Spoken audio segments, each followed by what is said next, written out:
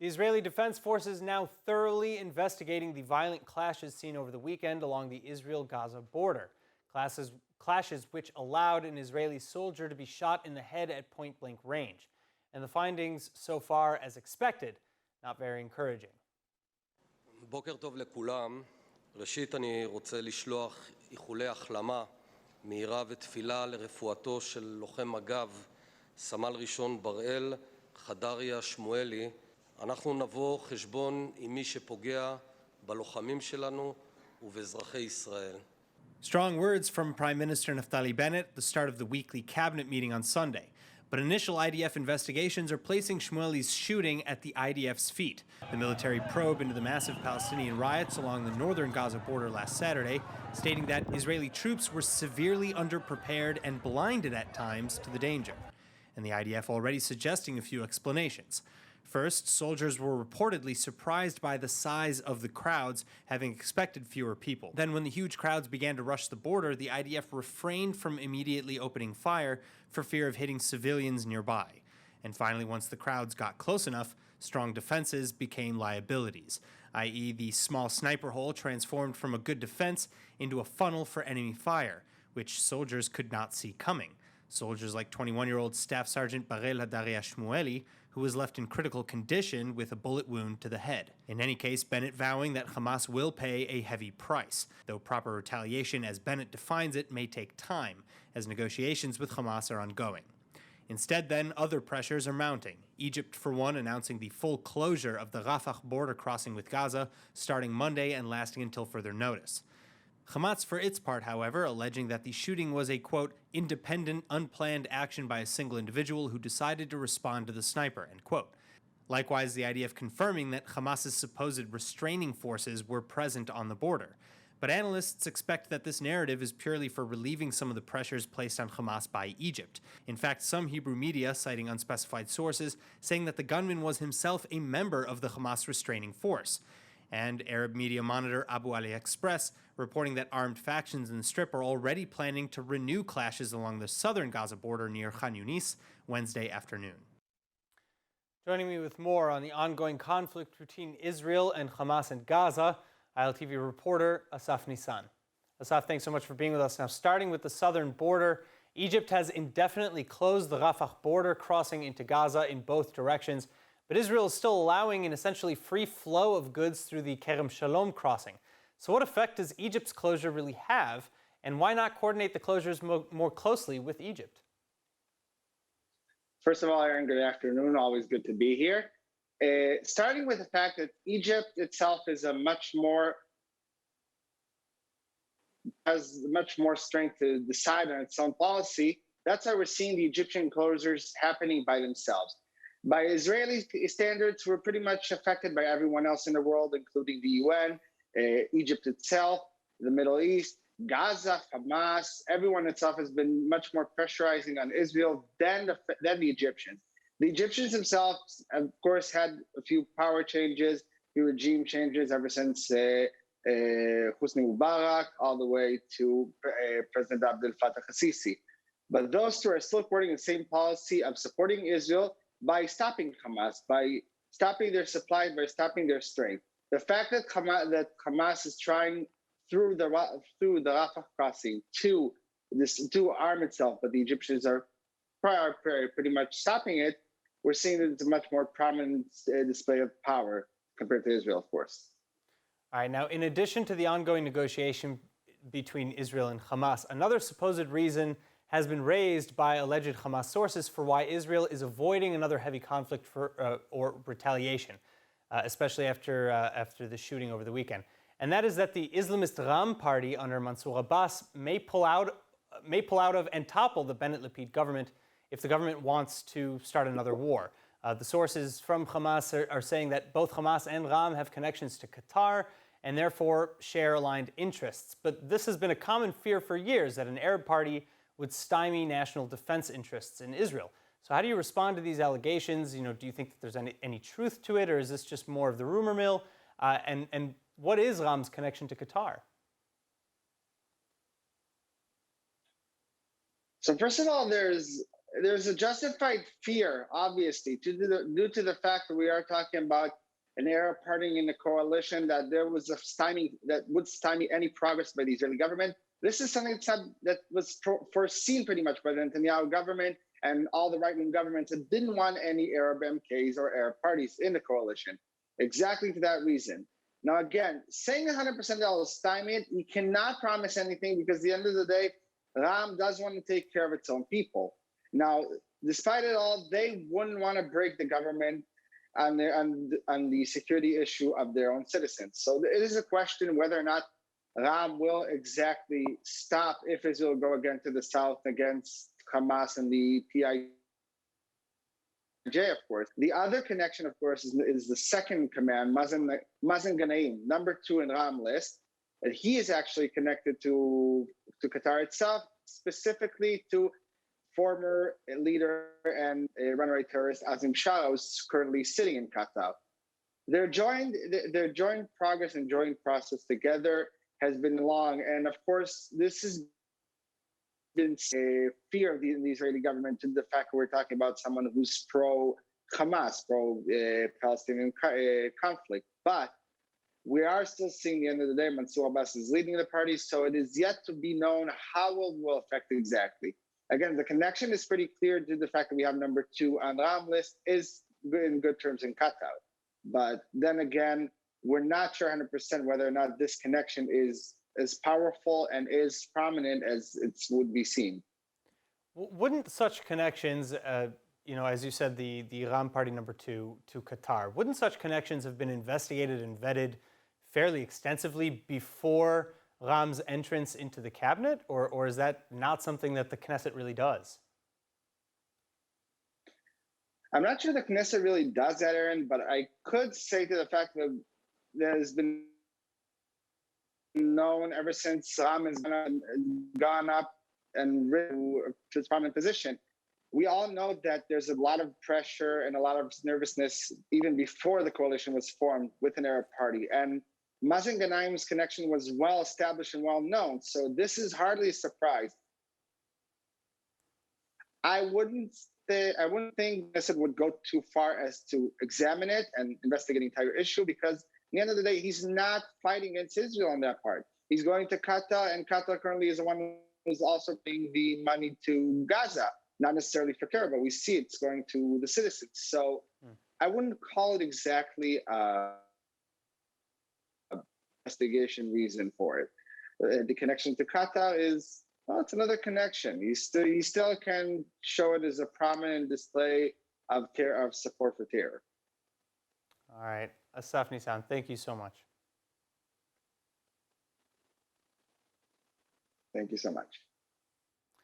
Now, in other news, after years of disagreement and stagnation, the cabinet approving a plan to lower the age for exemptions from IDF service. The new age of exemption for young men in the ultra-orthodox community now set to 21 as opposed to 24. But will this plan solve the myriad issues with respect to Haredim in both the Israeli army and workforce? With us to discuss is former Yesh Atid Knesset member and Rabbi Dov Lipman. Dov Lipman, thank you so much for being with us. Now, first off, I want to wish you congratulations on welcoming a new baby boy into the family.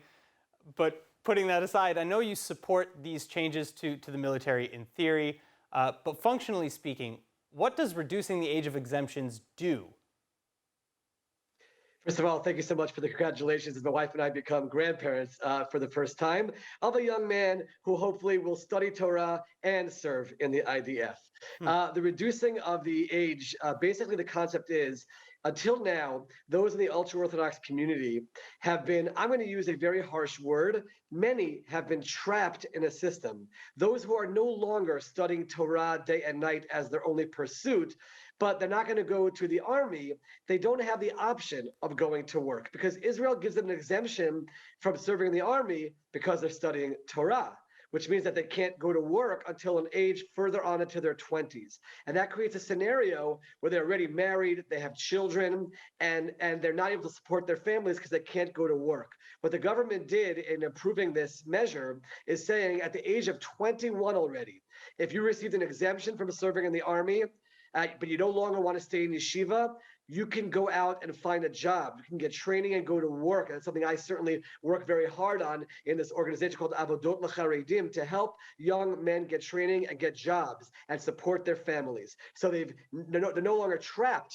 in yeshiva, so to speak, but they have the option. If they don't want to study, they don't have to go to the army, but they can go to work. And that's a major, major change for the Haredi society and also for broader Israel. So for the Haredi society, this is a welcome change, I can understand. That said, for the secular society, which views Haredi involvement in the military as lacking, 21 is still fairly old for conscription. Does this really address the issue of students staying in yeshiva just to avoid the draft or otherwise participating in national service? One of the things that broader Israel has come to realize, and I know this from even back in 2013 as a member of Yesh Atid and being on the committee to draft the legislation about this issue, is that you're not going to have en masse every single 18-year-old Haredi going to the army. It's just not going to happen. It's not even worth that effort, the literal civil war that will happen, because at the age of 18, these are critical years when these young men are studying in yeshiva and the rabbinic seminaries. So the idea is to try to find some kind of a balance. Those that will serve in the army, let's find units for them in the army that meet their needs. Let's try to find a way to make it enticing for them to come. Let's even set goals that must come to the army from these communities and from the yeshivot. But otherwise, let's recognize that for ideological reasons, they are not going to serve in the army. And therefore, why keep them in a situation where they're just receiving money from the state and not actually working and paying tax revenue back to the state? And I think this is a progression which has taken place in broader Israeli society as the leaders realized we can't just have this all-out battle about the army, yes, army or no army. Let's be a little bit nuanced about this and introduce employment and the workforce into the picture. And I think that's a very important step that this government has taken. And by the way, you don't hear screams and cries from the ultra-orthodox leadership. There's actually quite a bit of quiet, because I think they also recognize that there are benefits to this plan which could actually serve their community to not always be in this cycle of poverty. All right, Rabbi Dov Lippman, thank you again so much for joining us, and congratulations again on your grandson. Thank you so much. Now back to COVID-19, deadly coronavirus trends in Israel seemingly continuing. The infection rate rising back overnight to over 6.3%, and at least 16 people succumbing to the virus on Sunday alone. But Israeli officials are still confident that we can turn things around. ILTV's Chana Rifkin with the report. היו שתי חלופות לפנינו, אסטרטגיית הפטיש הרחב, מה שנקרא סגרים, או מערכה רחבה מרובת פעולות לבלימת התחלואה. אנחנו בחרנו באפשרות השנייה. Nearly 6,500 new cases confirmed overnight, over 670 patients in serious condition, 180 of whom are on ventilation, and the death toll in Israel rising to 6,830 since the start of the pandemic. Meantime, amidst a dramatic spike in hospitalizations and a row with the government overfunding, public hospitals threatening to stop receiving new coronavirus patients on Monday.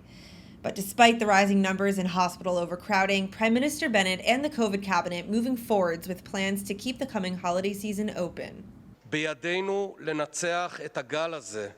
אם הציבור ימשיך להתחסן בהמוניו, אם אנחנו נמשיך לעטות מסכות כראוי, אם אנחנו נמשיך להתנהל באחריות, אנחנו נחגוג את החגים עם המשפחה באופן חופשי. And not just the holidays, but schools too. The government deciding once and for all to reopen classrooms September 1st.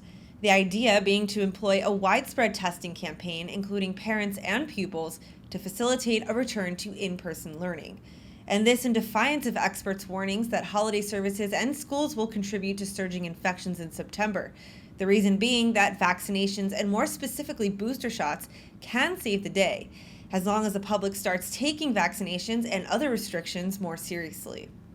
Nearly 1.5 million Israelis and counting already given the third dose, which is currently available to all ages 40 and up, younger ages to be eligible soon. But the rate of participation is still far from enough. נקודה חשובה מאוד שהציבור חייב להפנים, ואני חושב שהרוב לא מבינים עדיין. הציבור הפגיע ביותר באופן פרדוקסלי כרגע זה אלה שעשו 2 חיסונים ועוד לא את השלישי. למה? כי הם מסתובבים בתחושה כאילו הם מוגנים, כי הם עשו את 2 החיסונים. הם לא מבינים שהחיסון השני דעך אל מול הדלטה, וחייבים מהר להתחסן בחיסון השלישי. In other news now, my next guest is an all-around athlete like no other, with experience in over a dozen different sports. And in fact, she already holds a silver medal from an international competition. But this year, at the coming Paralympic Games in Tokyo, Japan, she'll be fighting for the gold on behalf of Israel in singles kayaking. I'm incredibly excited and proud to present Paralympic athlete, journalist, filmmaker, and inspirational speaker, Pascale Bercovitch. Pascale, thank you so much for being with us. It's a pleasure to have you. How are you feeling ahead of the flight? Are you more nervous or anxious than you are excited? No, I'm not anxious. I'm very excited. I'm very happy. I think it's an amazing privilege to be able to represent Israel at the Paralympics. I am the last athlete to fly and to Japan for this adventure, and I'm really thrilled. I'm happy. I'm expecting I'm expecting this moment for 5 years now, training 2 times a day. So finally it's happening. Just the final, packing and everything, and I'm ready. All right. Now you just mentioned, training twice a day, and more on that in a minute. But how do you mentally prepare to compete at such a high level like this? Yeah, it's a very, very good question you're asking, because actually the Olympic Games or the Paralympics are not another competition. It's not like the Worlds or the European Championship that are also very important races and competitions. But Olympic Games has something special. Everybody's looking at you. The whole country is just expecting a medal, expecting something from you. The media are there, everybody's there, and it's very special. It's very at the beginning it's very frightening, but this is my 4th Olympic Games, so I'm very used to it, and I know how to handle the pressure.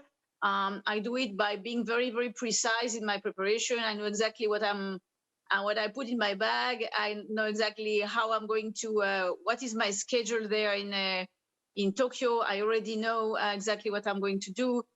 During my competition, my competition plan is already ready, and so I'm trying to be as precise as possible in order to lower the pressure. All right, so let's talk more about the physicality now that we mentioned a moment ago. You've placed well in the past in many different sports, in sports like rowing. You took silver in the 2008 World Rowing Cup in Germany. But how do you view your chances in Tokyo? How does the level of competition compare? Actually, the level is going up and up all the time. It's crazy. It's always harder. The level internationally is getting higher all the time, because everybody is training very hard, and the trainings are getting more precise and everywhere. So it's tougher and tougher, but actually I can say my last trainings were very good, and I feel really well prepared. I feel on the right spot. I feel that I'm really expecting for myself to be on the final A, and then on the final everybody's very close. It's very hard to know how it's going to end. The Tokyo regatta is very challenging because it's part of the sea. It's in the Tokyo Bay, and a lot of waves, a lot of side wind, which is very, very tough for us. So I don't know. I don't want to speak too much. Sure. I want to perform. Now, as a journalist, you've also written extensively about disability-related issues.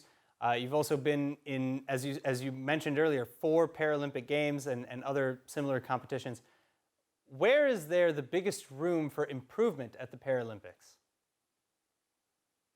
Wow. The biggest room for improvement, I think, It's not necessarily during the Paralympic Games, during the events, but more at home in each country, because it's really not equal the way societies are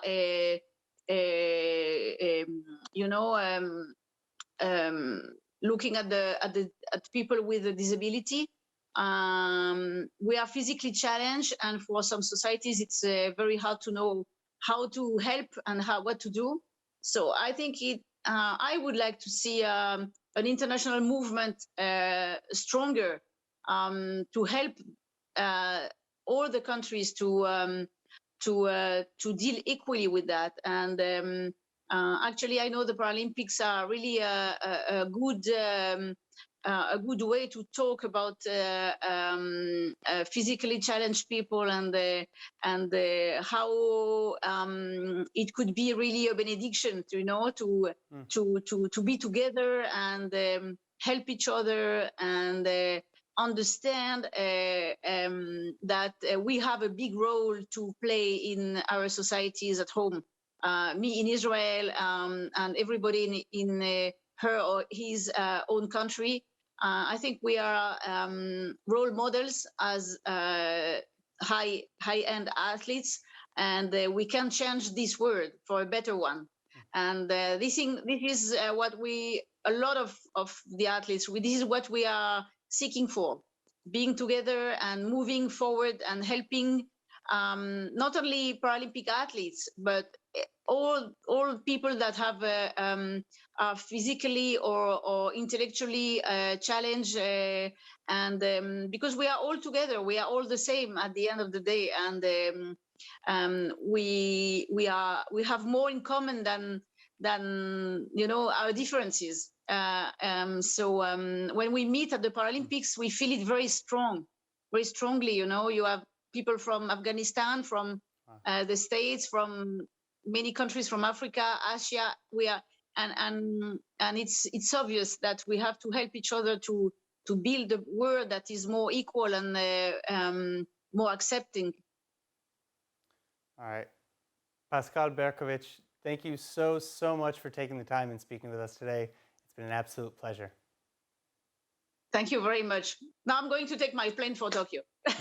Have good luck. Thank you very much. Thank you. I'm there.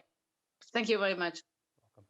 Now, talk about reaching for the stars. For our final story tonight, our pasts and futures meeting up in lower Earth orbit. This is Eitan Stibe, Israel's second ever astronaut to be, now planning to take a nearly 2,000-year-old Jewish coin into space with him. Eli Escosido, head of the Israel Antiquities Authority, presented Stibe with the coin on Sunday in Jerusalem. But before that, the coin was discovered fairly recently in the so-called Cave of Horrors, and it dates back to year 2 of the Bar Kokhba revolt against the Romans, the second Jewish revolt against the Romans, which took place around 133 CE, or 1900 years ago. Additionally, the coin bears the name of the Jewish rebel leader, Prince Shimon Bar Kokhba. Of course, the coin, not the only piece of Israel that is set to accompany Stibe into the International Space Station. Stibe saying that he'll be taking, quote, a bag filled with items that have special significance to him, at least one of which had to be a symbol of Jewish history and connection to the land. Finally, Stibe is slated to fly to the ISS on January 2022 aboard the SpaceX Axiom Space One rocket. All right, that's it for today's news. Today's exchange rate is 3.23 shekels to the American dollar and 2.53 shekels to the Canadian dollar. And finally, for the latest updates and news from ILTV, please like ILTV on Facebook, follow us on Instagram, and subscribe to our YouTube channel, as well as to our newsletter at iltv.tv. I'm Aaron Porras. Be well. Thank you very much for watching.